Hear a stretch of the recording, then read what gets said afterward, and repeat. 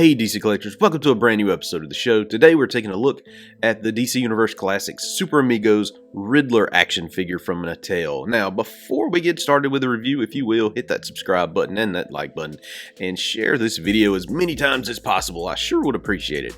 Alright, so this particular figure is based on the super rare Riddler figure from the Superpowers line, actually from 1989, but actually this was not a US release Riddler action figure. This was from Argentina and their Super Amigos line. Basically what it was a repainted Green Lantern Superpowers figure in the Riddler costume. So let's take a look at the box here. Just it features that Super Amigos logo that was on the actual box. Back of the box is just sort of plain. Of course, you get the UPC information here, but as you can tell, everywhere else is just white. Inside of the package, though, features the actual Superpowers figure. And you know what? Let's open this up off camera. Alrighty, so here is the actual figure, and you can see it looks very much reminiscent of that Super Amigos card. I mean, this looks like the actual card for the most part, except for the top where it says adult collector, all that kind of good stuff. But Mattel, obviously it was Kenner release. Over there, I'm not sure who put it out, but because you know they have different companies that buy the rights to some of these are released under different names in different countries. The back of the packaging is really awesome because it shows you the DC Universe Classics releases that mimic the Superpowers releases, with the addition of some of these other characters that, you know, were supposed to be released in the Superpowers line but never were, and just that kind of fit that time frame as well, with a little checklist here at the bottom. Just a really nice card, nice throwback. Also in the package you get these parts of the Build-A-Figure, which was Calabac. You just get the head with this one and his mace, and we will throw these off to the side for now. Alrighty, so I hate to do it, but let's rip into this guy and pull him out and review him.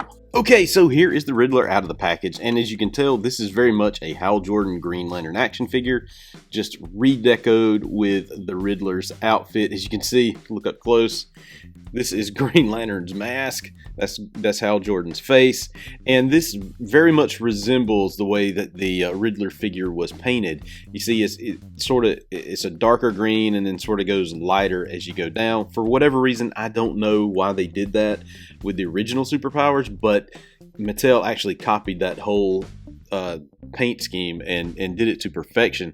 Look, he's even got Green Lantern's ring still on his hand. So this is a very cool and nice action figure, especially for the DC Universe Classics line. Just a nice throwback to the Superpowers line.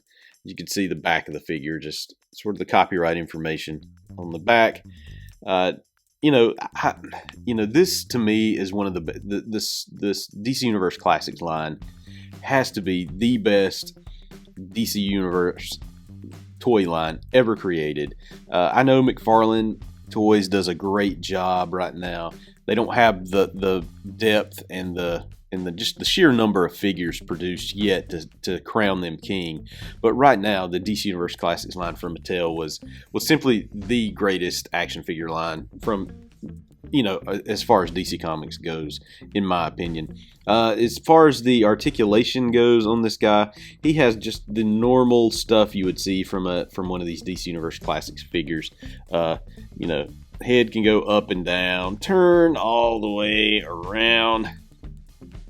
Same, all the good shoulder hinges, the bicep swivel, arm bends, wrists that go all the way around, and to this day, I mean, I still love this articulation much better than what we get with the McFarlane toys. I mean, I don't like the wrist on the McFarlane or the ankles on the McFarlane. Now this was kind of wonky right here coming out of the package. And usually they don't look like that gap is not that wide at all. It usually tends to look like that. I think this is just from being in the package so long. But to me, nothing beats this DC Universe Classics line. It's super fantastic. Still the articulation there. you know, their thigh swivel, knee bends, and great ankle articulation with no toe bends. This is absolute perfection. You know, this looks like a Four Horsemen sculpt too, so I'm really a fan of the work that they do. So this is absolute toy perfection in my opinion. Yeah, it's not like, if you look at it and you're like, oh well, the paint on that thing's, yeah, this is supposed to mimic the Superpowers Riddler figure from 1989. So yeah, I mean, it's painted this way for a reason, and it looks like that for a reason. But all in all, if you don't have this figure added to your DC collection, you need to. It's a little nice piece of history, just a nice homage to the past. So it's a really, really nice figure, and of course, like, you can't beat that Calabac head and the mace. So I have to get the other figures. I think there's a Superman in this line, like a gold Superman, maybe. I can't remember. There's a few other figures that were released in these white boxes that allow you to build Calabac. I'll have to go back and look at those, pull those out for another day, and we can build Calabac. All right, so thanks for watching this video. Hope you find it just a little interesting, a little maybe informative about what this figure actually was. Hit that subscribe button and that like button. Also check me out on DCCollectors.com each and every day, and you can find me on social media at DCCollectors. Later.